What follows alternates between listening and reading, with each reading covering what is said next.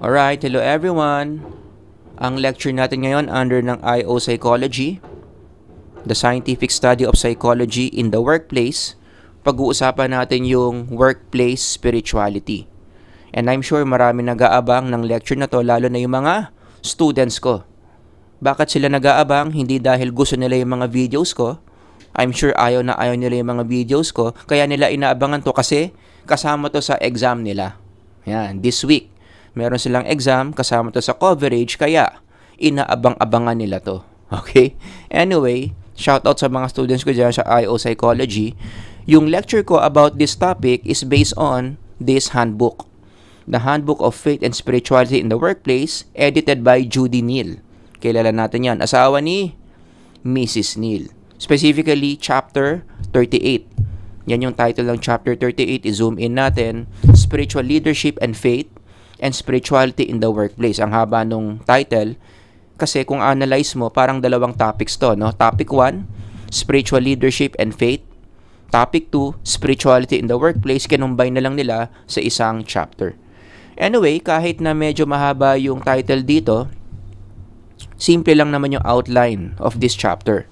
Number 1, alamin natin yung ibig sabihin ng spirituality. After all, going back to the title, malaki ang kinalaman ng spirituality in this topic or in this chapter, kaya dapat malinaw na malinaw sa atin ano bang ibig sabihin ng spirituality.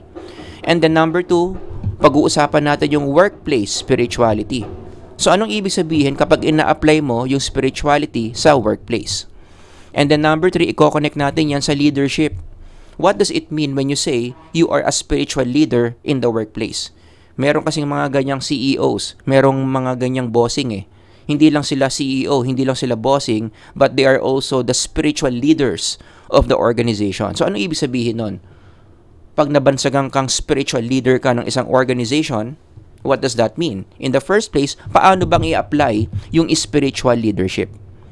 We're gonna talk about those 3 topics in this lecture. So let's start with number 1. Unahin natin yung spirituality. If you go to APA Online Dictionary, ito raw ang ibig sabihin ng spirituality. First bullet, a concern or sensitivity to things of the spirit. Ibig sabihin, gaano ka kadalas nag-iisip ng mga bagay-bagay tungkol sa espiritu. Things like, anong itsura ng spirit, love, joy, peace, anong itsura ng spiritual realm, heaven, hell. Yan, yung mga bagay-bagay na yan, mostly immaterial. Kaya sabi dito, opposed to materialistic concerns. So kapag lagi mong iniisip, concern na concern ka, interesado ka sa mga bagay-bagay tungkol sa espiritu, elemento ng tao na hindi nakikita, then mataas ang spirituality mo. Yung second bullet naman, mas gusto ko because spirituality is defined as your overall concern about God. The more na iniisip mo si Lord, ano kayang iniisip ni Lord ngayon? Anong ginagawa ni Lord? Masaya ba si Lord sa mga pinaggagawa ko sa buhay ko ngayon?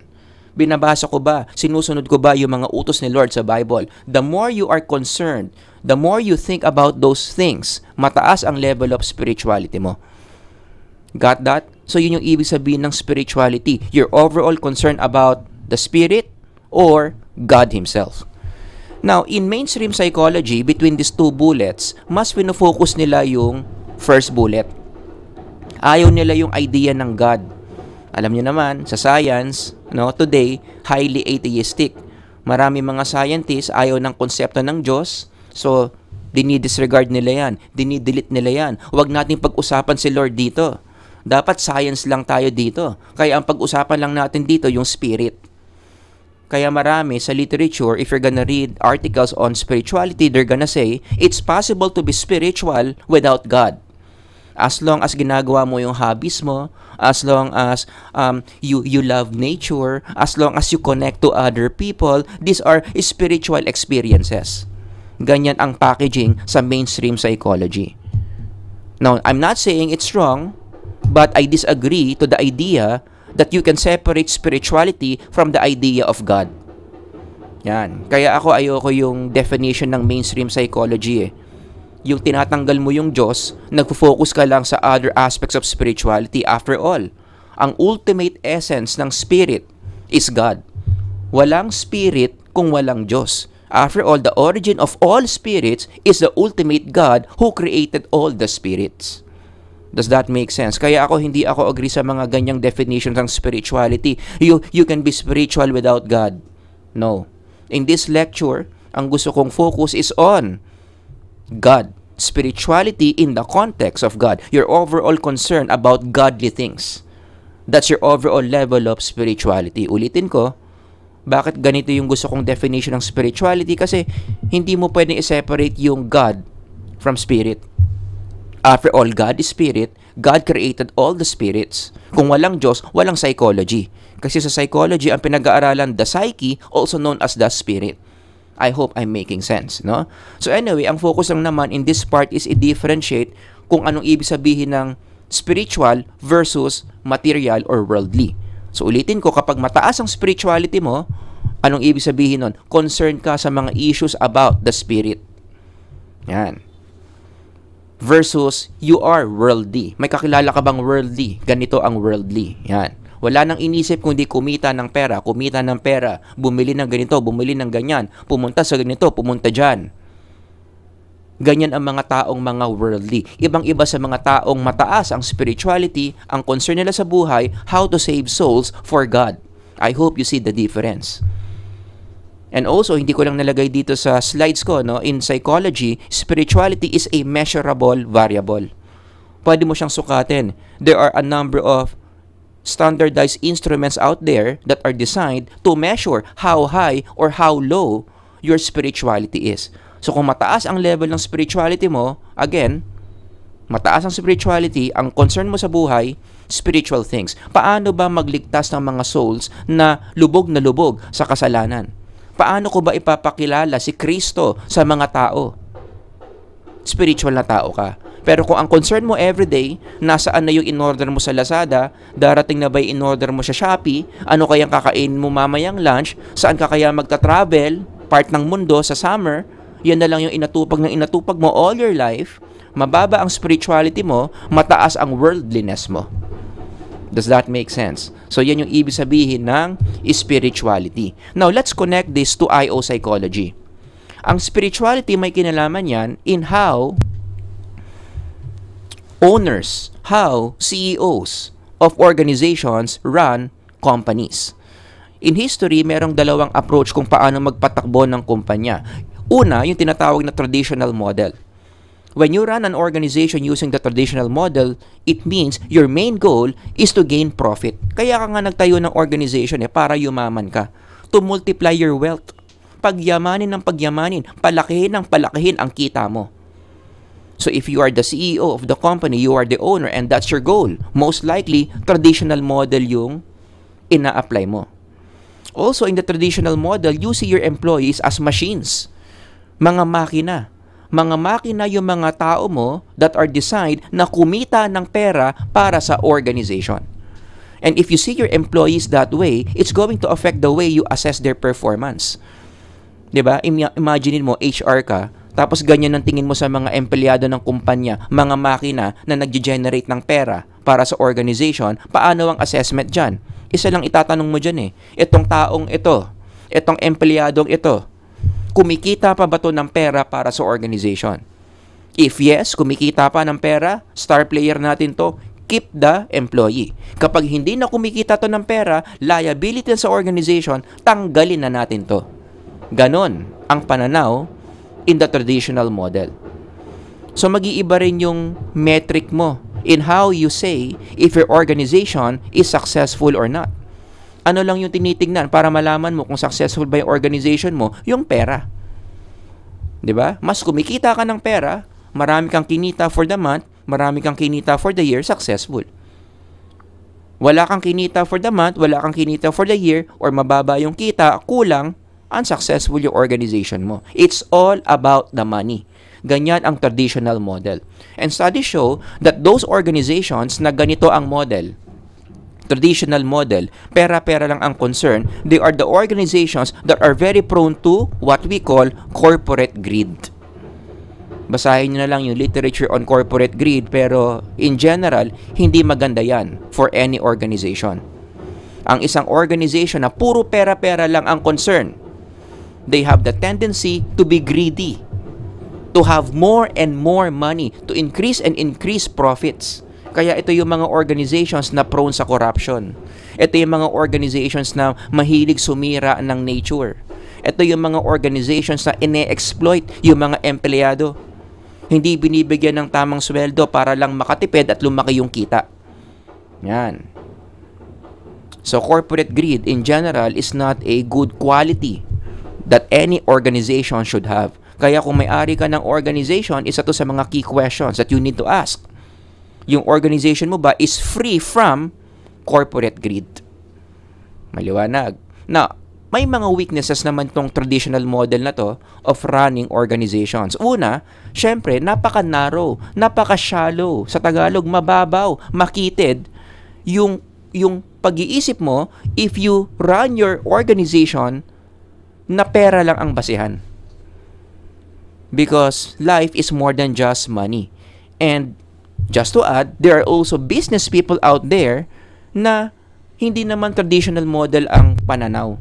Merong mga business people na intrinsic yung reasons bakit sila nag-business in the first place.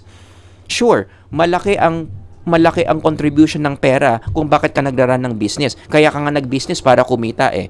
Pero hindi kasi lahat ng business people ganyan. There are business people who are intrinsically motivated to run their business, meaning sila yung mga business people who see their business more than, beyond money.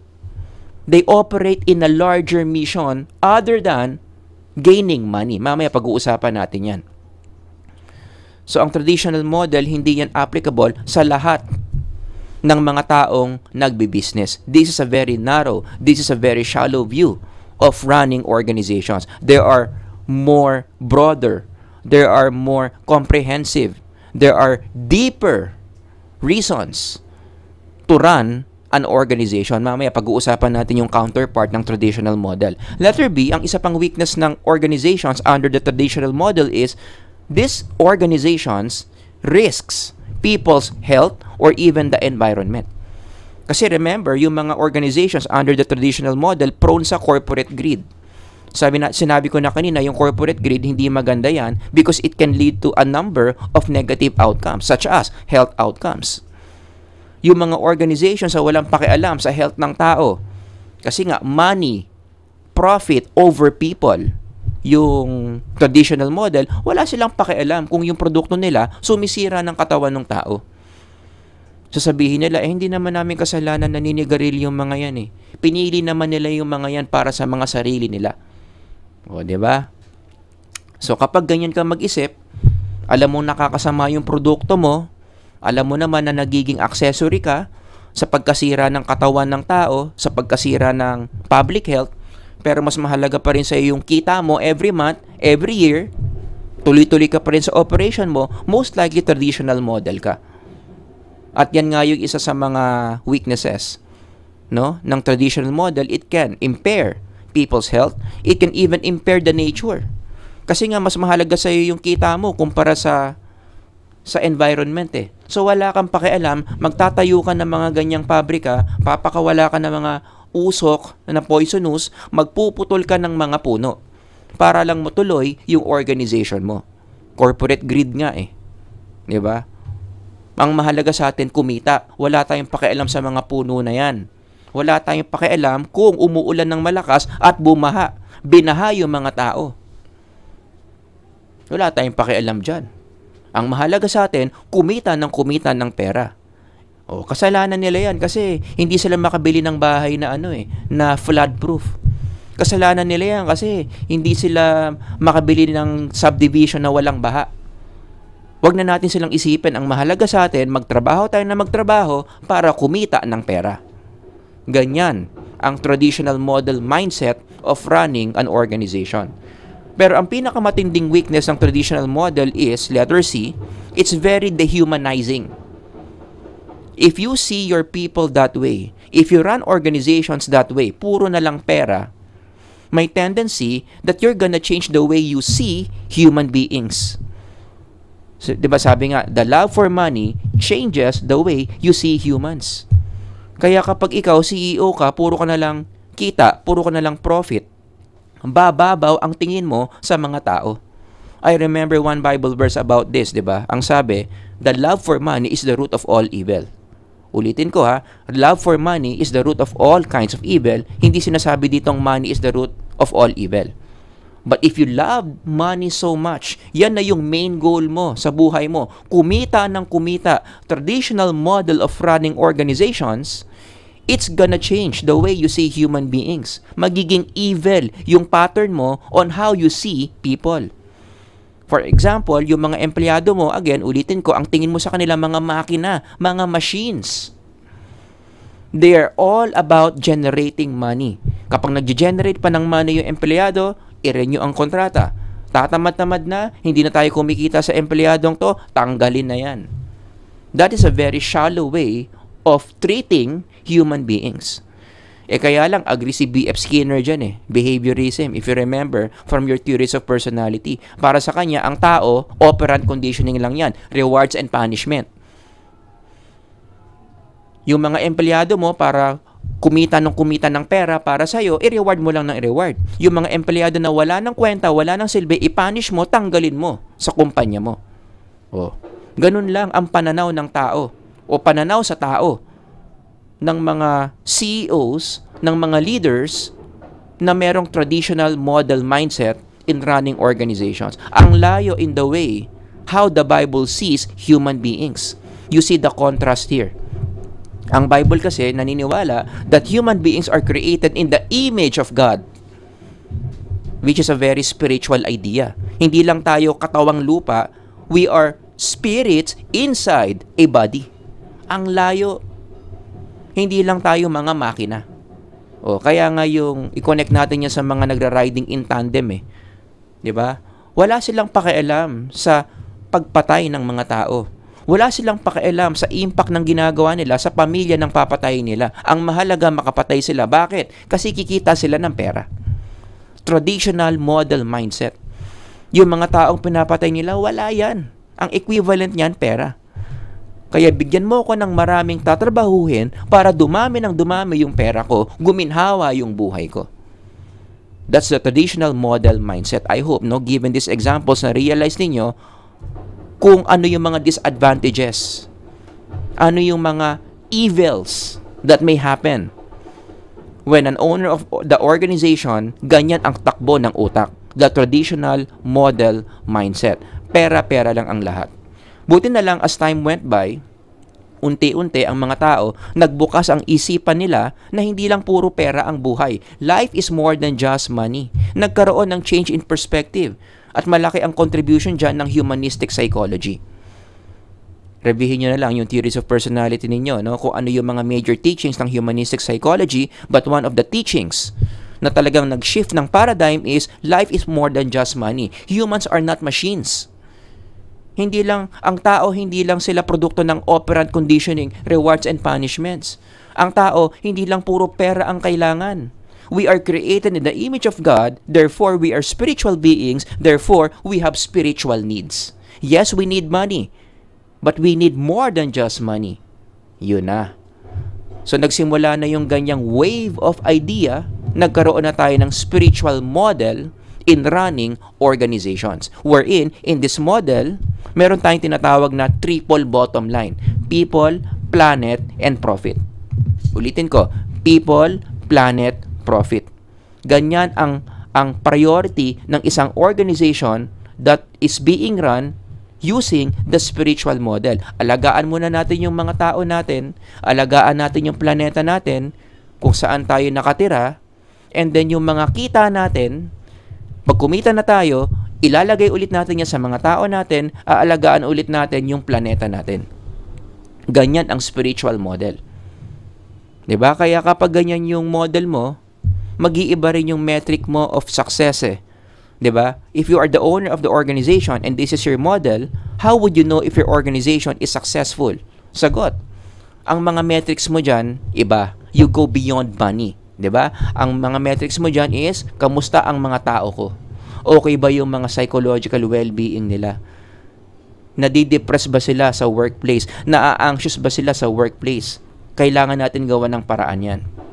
Kailangan habang nagtatrabaho sila, okay na okay yung well-being nila. Confident sila, masaya sila sa mga ginagawa nila. Ba? How is my organization doing? Tayo ba nagre-respond sa isang need ng society? Nakaka-contribute ba tayo? Nakakatulong ba tayo na masolve ang problema ng society natin? Ang tawag dyan, social responsibility. The more the organization solves social problems, the more it is successful. Ganyan ang tingin mo sa organization mo. Yung profit, although kasama rin sa metric of success yan, pero huli yan. Inuuna mo muna yung well-being and social responsibility, which is again, ibang-iba sa traditional model. Sa traditional model, walang social responsibility. Wala tayong pakialam sa well-being ng mga tao natin. Sinusweldohan naman natin ng mga yan. Kaya nga natin binabayaran yung mga yan para magtrabaho sila. Got it? Traditional model yon. Pero sa spiritual model, mas holistic yung approach. More than the profit, we also use well-being and social responsibility as metrics, as measures, para malaman natin kung paano magpatakbo o para malaman natin kung successful ba yung organization natin. Diba? Kumbaga, kung i-relate mo to kay Jesus, no? Kung si Jesus magpapatakbo ng isang kumpanya, what would Jesus do? And I'm pretty sure, how would Jesus run any organization? Applying His teachings, applying His principles, gagamitin din niya yung people, planet, and profit, for sure. Alright? So what would Jesus do? Kung si Jesus ang CEO ng organization mo, then, most likely, ang gagamitin niyang model is the spiritual model. One good example of an organization na ganito ang model, spiritual model, hindi lang puro kita, yung Coffee Bean Tea Leaf. Shout out dyan sa mga nagsi-CBTL, dyan nag-aaral. Yan. CBTL, kung nakikinig kayo, beke naman. Hindi, joke lang. Wala, hindi ako naghahanap ng mga sponsorships. Talagang dinidiscuss ko lang to. Tingnan nyo naman yung mission ng CBTL. Ang ganda. Very spiritual. To create a spirit within our company. Doon pa lang alam mo ng spiritual model Yung mission niya tungkol sa spirit. Ki-create daw sila ng spirit within the company that inspires our team members to provide our customers with a total quality experience. Yung mission nila is inside out. Unahin muna natin yung spiritual needs. Unahin muna natin yung kultura within our organization para gumanda yung serbisyo natin sa labas. Bigyan natin ng masasarap na mga kape ang mga tao na pumupunta sa atin. Alright? This is a very spiritual, model-oriented organization. And not only that, 'di ba? Sabi ko nga kanina, ang mga organizations sa spiritual ang model, they also solve social problems. And this organization, yung CBTL, nagsosolve din ng mga social problems yan. Marami silang mga community contributions. For example, in CBTL US, na research ko na malaki pala ang role ng CBTL sa contribution for public education. As in, yung malaking part ng profit nila, dinodonate nila sa mga educational efforts para sa mga estudyanteng hindi makapag-aral. Binibigay nila yung mga pera nila sa mga public school system para makatulong. In some parts of the world, ang CBTL tumutulong din sa mga coffee farmers para umunlad naman yung mga buhay nila. So, tuturuan sila, itong mga farmers na to, kung paano magtanim ng mga kape, and then yung mga beans na mapoproduce nila, bibili ng coffee bean. Yun ngayon yung isoserve nila sa mga customers nila. O, diba? Nakatulong sila sa mga coffee farmers. In the Philippine setting, yung Coffee Bean Tea Leaf nakipag-partner sa Real Life Foundation, which later, I'm gonna discuss. Ano ba yung Real Life Foundation na yan? Maliwanag. Bottom line, alam nyo na ang ibig sabihin ng spirituality. Nagigets nyo? You're overall concerned about things na may kinalaman sa spirit, and more importantly, your overall awareness, your overall concern for godly things. Anong gusto ni Lord? Nasaan ng Holy Spirit? Paano ko makakakontribute sa kingdom ni Lord? Yan. That refers to a person's spirituality. Now, let's move on to workplace spirituality. Kasi alam na natin yung ibig sabihin ng spirituality, i-connect mo na yan sa workplace spirituality. Ito ang definition ng workplace spirituality. Applications of spirituality concepts and principles that are God-related in running organizations. Dito, ina-apply mo na. Ina-apply mo na yung spirituality concepts and principles sa pagpapatakbo ng organization. Now, if you check the literature, yung workplace spirituality, it goes beyond Christianity lang. Diba? Sasabihin nila ang workplace spirituality, pwede mo ring i-apply yan in the context of Buddhism, in the context of Islam, in the context of any other religions. Which is wala naman akong issue doon. No? Pero syempre, because I am teaching in a Catholic university, a Christian university, yung type of workplace spirituality that I'm gonna discuss here would be in the context of Christianity. Paano ina-apply yung mga Christian concepts in the context of the workplace? Yun yung tinatawag na workplace Christian spirituality. Nagigets ninyo? But before I give you examples how workplace spirituality is applied in the workplace, alamin muna natin yung Christian spirituality worldview. Ano ba yung mga basic na pananaw, basic na realities na pinaniniwalaan ng isang Kristiyano? How do they see the world? Kasi mahalaga to later on, kapag i-connect na natin to, magbibigay na tayo ng examples on applications of workplace spirituality.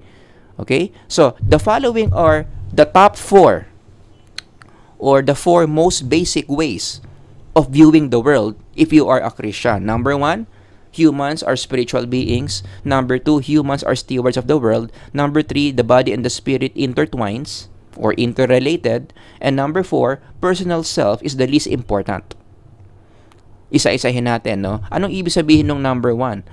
Humans are spiritual beings. Ang basis natin dyan is Genesis 2:7. Ang tao, hindi lang tayo katawang lupa, binigyan tayo ni Lord ng spirito na nasa katawang lupa. If you notice, dito sa Genesis 2:7, nagkaroon lang ng buhay, nagkaroon lang ng existence when a spirit entered the physical body. So it is not our physical body that makes us alive, but it is our spirit. We are spiritual beings. Yan yung basic foundation ng Christian worldview. Mga espiritu tayo na may mga spiritual needs. Number 2, humans are stewards of the world. We are not the owners. Ang basis natin dito is the creation account in the book of Genesis. Bago ginawa ang tao, which is on day 6, ang dami mo nang ginawa ng Diyos mula day 1 hanggang day 5. Ibig sabihin nun, yung mga creation mula day 1 hanggang day 5, hindi gawa ng tao. Humans did not create the creatures from days 1 hanggang 5. Rather, these things that God created from days 1 to 5, binigay, ulitin ko yung word, binigay lang sa tao nung ginawa na niya ang tao noong day 6. So we do not own the sun. We do not own the earth. We do not own the trees. We do not own the oceans. God owns all those things, and then later on, nung ginawa na niya yung tao, binigay na niya sa mga tao. Hindi as ownership. Binigay niya for us to manage those things. Kaya tayo mga tao in the Christian worldview, we don't own the world, we just manage the world. We are just stewards of the world. Kaya yung utos ni Lord ng Genesis chapter 1, you have dominion over all the things that I created. Dominion lang. Hindi sinabi dyan na binibigay ko na sa inyo na etong mga bagay na to. No. Akin pa rin yung mga bagay na yan, akin pa rin yung mga animals, akin pa rin yung mga oceans, akin pa rin yung mga puno, akin pa rin yung mga planets, pero you manage it. Got that? We are just stewards. Hindi tayo owner ng mga creation ni Lord. Number 3, the physical and the spiritual are different. And yet, they intertwine with each other. So, iba yung physical, iba yung spiritual, pero may kinalaman sila sa isa't isa. They influence one another.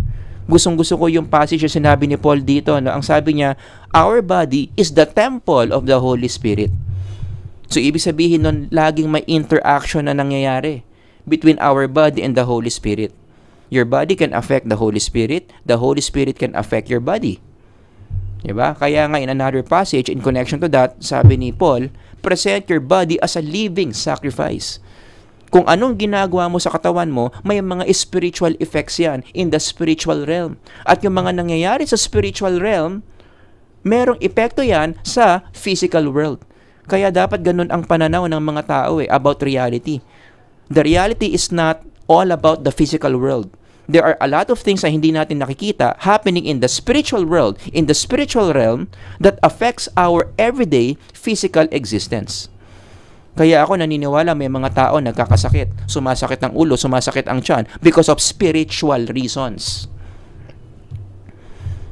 Kasi sa totoo lang, may malaking intersection yung physical world and the spiritual world. Totoong may spiritual world. After all, we are spiritual beings. After all, our Creator is a spiritual being who is God. Does that make sense? Number 4, personal self is the least important. Ganyan dapat ang pananaw ng isang Kristiyano. Kung babasahin nyo yung greatest commandments, dalawa yan Ang unang greatest commandment, ang unang great commandment, love the Lord your God. And then the second one is like it, love your neighbor as you love yourself. So kung gagawa ka ng hierarchy, ano dapat ang priority mo sa buhay? Una, yung Diyos. Pangalawa, yung ibang tao. Huling-huli yung sarili mo. That's how you make decisions. Unahin mo munang gawin yung mga bagay na may kinalaman sa Diyos. Pangalawa, may kinalaman sa ibang tao. Pangatlo at huli, may kinalaman sa iyo. The self is the least. Very different from self-love movement. Ayan na naman ako sa self-love movement. Yung mga poses sa students ko dyan, nakataas na naman ng kilay. Kasi sa self-love movement, ang katuruan dyan, unahin mo sarili mo above all else. Deserve mo maging masaya. Deserve mo ang self-love. Pero pag Christian worldview, self is the least, God is the first. So in summary, ito yung 4 na Christian worldview, foundations of how Christian spirituality views reality. I-connect na natin yan para madiscuss na natin yung workplace spirituality. Given Company X, kapag si Company X, ina-apply niya itong mga realities na to sa pagpapatakbo ng kumpanya niya, then that's what you mean by workplace spirituality. Ina-apply natin yung mga spiritual concepts na to, specifically on things na may kinalaman sa workplace, company policies, practices, then we are practicing workplace spirituality. Let me give you some examples. Halimbawa, number 1, naniniwala ka that human beings are spiritual beings. Therefore, sa kumpanya mo, gumagawa ka ng mga practices that may reinforce number 1. Every week, sa kumpanya, merong Bible study, merong prayer sessions. Nag-hire ka ng corporate chaplain. Alam niyo ba may ganyan, corporate chaplain? May mga organizations talagang meron silang spiritual counselors, mga pare, mga pastors. Ang trabaho nila is kausapin, deal with spiritual issues of the employees. So kung si Pedro na isang empleyado ng kumpanya, napapagod na siya spiritually, marami siyang tanong about the Lord, pwede siyang pumunta sa corporate chaplain to address those concerns. O, di ba ang ganda nun? So anong tawag nyo dito? Workplace spirituality. Yung policy ng isang organization is based on a certain spiritual principle. Another example, yung number 2 naman. If an organization believes that they are just stewards of the world, they don't own the world, kaya sila nagkakaroon ng corporate social responsibility.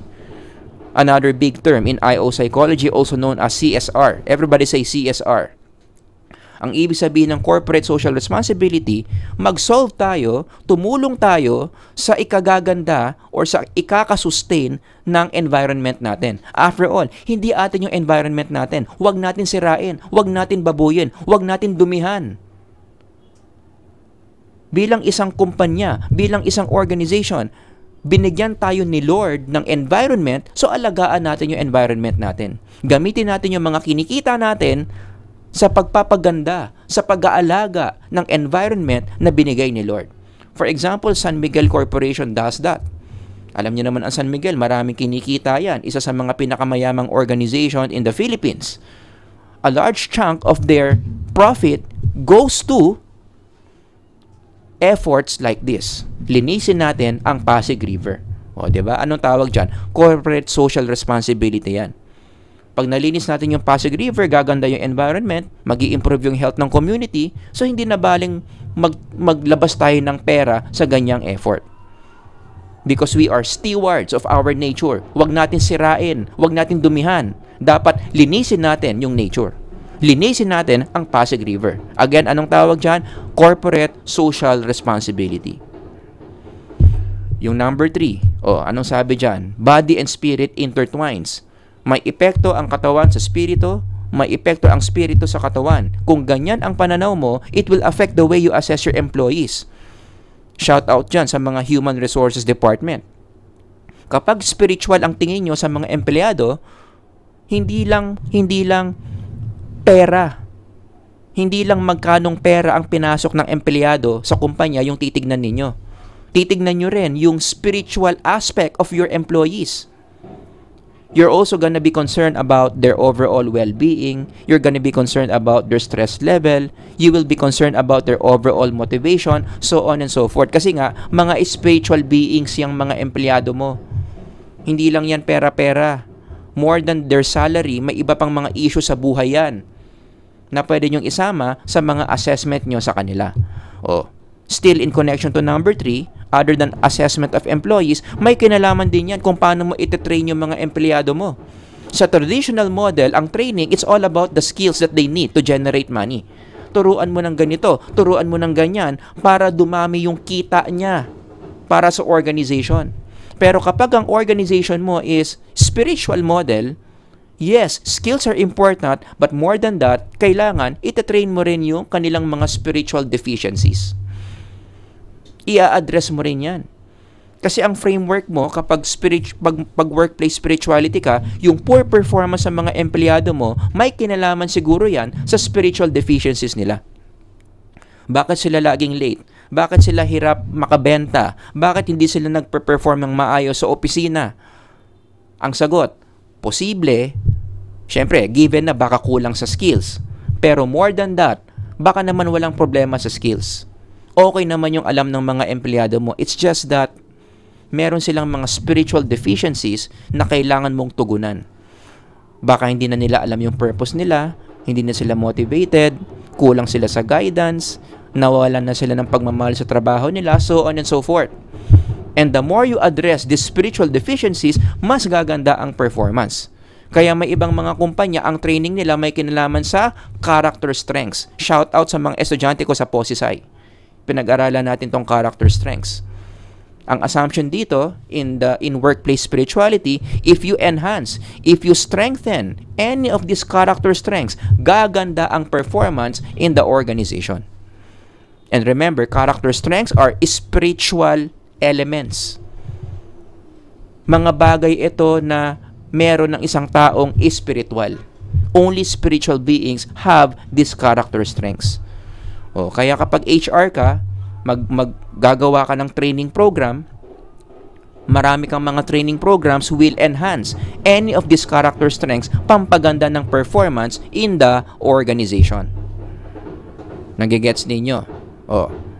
Last one, number 4, personal self is the least important. Actually, connected din to sa corporate social responsibility. So numbers 2 and 4, kapag ina-apply yan sa workplace spirituality, ang response ng organization is corporate social responsibility. Kasi naniniwala ka na yung self sa huli, inuuna mo muna dapat si Lord at ibang tao, pwede mo na namang i-translate yan sa CSR. Remember, yung sinabi ko kanina, no? yung greatest commandment. Unahin mo yung Diyos, pangalawa yung tao, huling-huli yung sarili. Given that, ano na namang mga policies, anong mga activities ang pwedeng gawin ng isang organization na nag-a-apply ng workplace spirituality? Yan. Hindi ko pinopromote ng San Miguel, San Miguel, baka naman. It's just that, maganda kasi silang halimbawa sa corporate social responsibility. Tumutulong sila sa mga mahihirap, tumutulong sila sa mga estudyanteng walang pang-aral. During the time of COVID-19, during the pandemic, ang laki ng contribution ng San Miguel sa pagpapa-distribute ng mga vaccines. They are giving back to the community. They are loving people. because they are applying in the model of the spiritual model. Ganun din yung SMART. Like for example, in this news item, pumunta ang SMART sa isang place sa Bicol na walang mga kuryente. Oh, to give back to the society, to love people. Siyempre, mga tao, hirap na walang kuryente, tinulungan sila ng SMART. Ang SMART, libre nagpatayo ng generator, nag-install sila ng mga solar panels so that that community can have electricity and improve their everyday life. O, di ba? Yung mga ganyang ginagawa ng mga organization, saan nanggagaling yan? From spiritual principles. Nagigets nyo? Anong tawag doon? You are applying spiritual principles to guide your actions as an organization. Workplace spirituality ang tawag doon. Now we move on to the last item. We're done with number 1. Tapos na tayo sa number 2. Let's talk about spiritual leadership.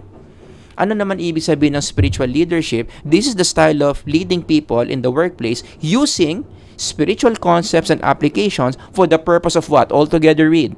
Attaining the goal or the goals of the organization.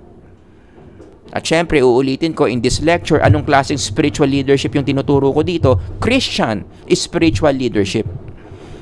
Anong mga Christian concepts yung pwedeng i-apply sa workplace? Concepts like God, purpose, mission, hope, faith, love, forgiveness, etc.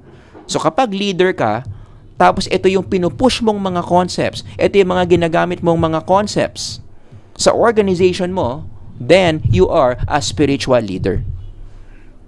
Nagigets nyo? Owner ka ng organization, naniniwala ka sa spiritual principles, ginagamit mo tong mga concepts na to in running your organization, then that's spiritual leadership. Parang yung ginagawa ng Coffee Bean. Ganyan yung Coffee Bean eh. Yung CEO niyan, yung isa sa mga bossing ng Coffee Bean, is a very spiritual person and he makes sure ina-apply niya yung mga spiritual concepts in running Coffee Bean Tea Leaf Philippines. Basahin niyo lang yung article about Walden. Si Mr. Walden Chu. Ang title ng article is From Purpose Came Profit. Basahin nyo, ito yung link. I-type nyo na lang no, sa address bar. No, i-type nyo to, basahin nyo tong article na to about Walden Chu. Bottom line lang dito, he is a good example of a spiritual leader. Ina-apply niya yung spiritual leadership in running his organization. Remember, kaya nga naging ganito yung mission nila eh. Kasi inapprove yan ni bossing. Inapprove yan ng leader. Because he is a spiritual person, he applies spiritual concepts in his life and in his organization na apektuhan yung pag-devise nila ng mission, which is very spiritual, to create a spirit within our company that inspires our team members to provide our customers with a total quality experience from inside out. Nagigets ninyo? Oh. Ngayon, bilang leader, itong si Mr. Chu, isa sa mga ginawa niya to apply workplace spirituality, nakipag-partner siya doon sa Real Life Foundation na pinakita ko kanina. For those of you who are curious, ano ba yung Real Life Foundation? Ito yung kanilang description from their website. Real Life Foundation is a Philippine non-governmental organization that exists to honor God. So itong foundation na mismo, merong workplace spirituality dito. By serving and empowering the underprivileged youth of the Philippines through educational assistance, character formation, and leadership development. Ang ganda ng goal ng Real Life Foundation, very spiritual. Spiritual din yung Coffee Bean Tea Leaf. Kaya anong ginawa ng Coffee Bean? Nakipag-partner sa Real Life Foundation as an expression of their spiritual leadership. With the approval of, syempre, yung CEO nga nila, si Walden. Spiritual si Walden, spiritual yung organization niya, nakipag-partner siya sa isang organization na spiritual din. That's spiritual leadership. Gets ninyo? Let me read an excerpt about the leader of CBTL. Every year since 2011, the Coffee Bean and Tea Leaf has chosen Real Life Foundation to be its partner advocacy for its annual Christmas campaign, The Giving Journal. Basahin niyo lang kung ano yung Giving Journal, or kung kumakain kayo sa Coffee Bean Tea Leaf, dyan kayo nagkakape, I'm sure alam niyo yung Giving Journal. Sabi ni CEO, we are a company that seeks to honor the Lord in all we do And we are intentional in sowing seeds of wholeness and nurturing human flourishing. Bakit ganyan ang pananaw nila sa mga tao? Why do they nourish human flourishing? Or why do they nurture human flourishing? Because they see human beings as spiritual beings. Again, contrast to traditional model, kung itong CEO na to traditional model yan, walang flourishing. Bentahan kita ng kape ko, bilhin mo. Tapos. Di ba? Sila hindi. Kasi nga spiritual model sila eh. The Real Life Foundation shares our vision of fostering communities built on kindness and compassion that reflects the heart of Jesus Christ. A very spiritual name. Let me continue. It is an organization that is resourceful, accountable, effective, and scaling sustainability. They are helping the next generation know and achieve their God-given potential. Coffee Bean helps that. Helps on these efforts. It is a platform that successfully integrates faith and learning and develops graduates that had purposeful lives as servant-minded leaders for our nation. Kaya gustong-gusto ng Coffee Bean nakikipag-partner sa Real Life. Very spiritual ang mission tulad nila. Surrendering my life to the Lord. Ang nagsasalita kasi dito si Mr. Chu. Spark a passion for giving back, and it is a privilege to be able to invest in the things of God. Kapag ang leader mo ganyan, willing mag-invest in the things of God, anong tawag sa kanya? He is a spiritual leader. He is practicing spiritual leadership. Ang isang leader na spiritual, ito yung mga message na lagi niya sinasabi sa organization niya. Tinatanong niya yung mga empleyado na, how is your spiritual life? Yung kumpanya natin, hindi lang to aksidente na nandito. God has a purpose for our company, which is to glorify God's kingdom, to give back to the community. People over profit. Mahalaga ang profit, pero dapat una lagi ang tao. Unahin muna natin yung spiritual needs sa mga tao bago yung kinikita natin. How can we make our society better? Paano natin isusustain yung environment? Because we are just stewards of the environment. How can our company contribute to God's kingdom? Mahalaga yung environment, pero mas mahalaga yung God's kingdom after this physical world is gone. Kapag ganyan ang mga messages na pinaparating ng isang leader sa mga empleyado nila everyday in running the organization, anong tawag sa kanya? He is practicing spiritual leadership. Nagigets sa inyo? As we close this lecture, bottom lines of this topic. Number 1, spirituality in the workplace is trending. Unti-unti, marami ng mga organizations nag-shift from traditional model papuntang spiritual model in running their organizations. And the question is why? Because people are now slowly realizing that indeed, we have spiritual needs because we are spiritual beings. Unti-unti, marami ng mga tao nabubukas na yung kanilang mga spiritual eyes. Na talagang ang buhay, hindi lang to puro pera-pera. More than the money, we have spiritual needs that we have to satisfy. Number 2, workplace spirituality predicts positive organizational performance. Paulit-ulit yan. If you read literature, journal articles, research projects on workplace spirituality, 99% I would say, ang epekto ng workplace spirituality maganda in any organization. Wala pa akong nakitang study na nung nag-apply ng workplace spirituality or spiritual leadership na depress ang mga empleyado, nagwelga, nagsara ang organization. Almost 100%. Workplace spirituality research. Laging sinasabi, kapag in-apply mo yan, gumaganda ang takbo ng organization. So for those of you who plan to run any organization in the future, tapos ang question mo, paano mas mapapaganda yung operation ng organization ko? Anong sagot? Taasan mo yung workplace spirituality. Maghanap ka ng tao na nag-a-apply ng spiritual leadership. And in connection to number 2, these research findings confirm the human spiritual needs. Totoo nga. That the more you are satisfying the spiritual needs of your employees, mas gumaganda ang takbo ng organization. Kasi nga, totoong may spiritual needs ang tao. Naniniwala ako dun sa sinasabi sa Galatians, the fruits of the Spirit. Mas pinapataas mo yung love, joy, peace, forbearance, kindness, goodness, faithfulness, gentleness, self-control. By the way, these are very psychological variables. Lahat to pwede mong sukatin in the field of psychology. Pwede mong gawa ng research to. The more you enhance this spiritual fruits, tataas yung overall organizational performance.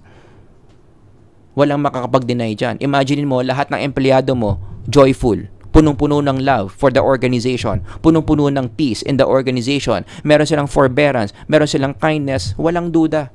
Gaganda ang takbo ng kahit anong organization. In fact, pwede mong gawa ng framework yan, itest mo via research eh.